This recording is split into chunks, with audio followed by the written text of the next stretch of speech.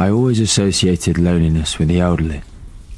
Old folks in care homes, on the home straight of life, wishing the finish line would come sooner.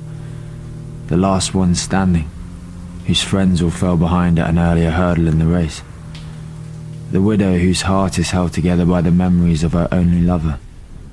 A bunch of drinking buddies from different walks of life sharing the bar without sharing any words, because it's better than drinking alone.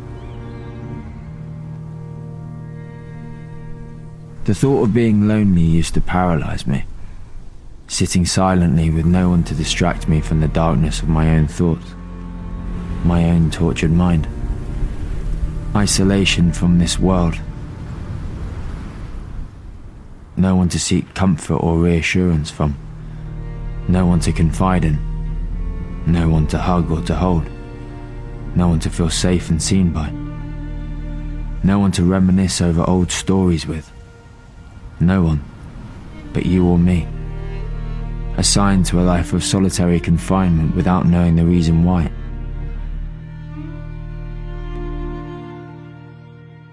It never occurred to me that loneliness would find me so early on in my life. It just never seemed like a possibility. And yet, with time, it's easier than ever to get left behind in the dust. Old friends find new friends. Best friends find partners. Childhood friends fly the nest. We lose the ones we love along the road. We grow up worrying about what everyone thinks about us, only to realize no one's really thinking about us at all.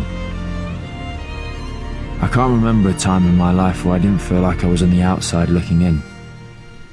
A professional pretender. You could place me in a crowded room and I'd feel like a foreigner, indifferent and unusual from the rest. I just never saw the world the way others so easily seem to. Misplaced, like an unassigned piece of the puzzle. I always wonder why, despite being raised in the city, I feel sadness, but by the water or in a faraway place I feel peace. Miles away from the nearest human being, and I feel grateful to be on my own.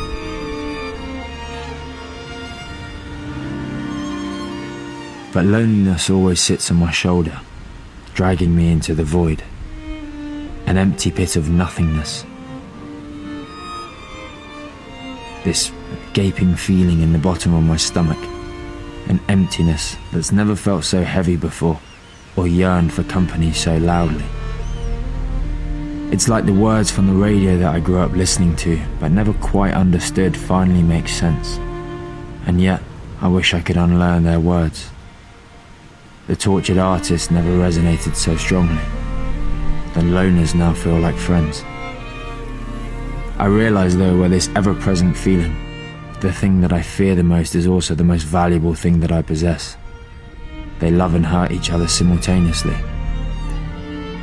Individuality comes with a cost. Desolation is the price to pay for being original. Being unique means being contradictory, and I am a walking contradiction. My independence is my greatest source of strength, but it dances in the night with my loneliness, both hand in hand on the road I travel, regardless of the destination.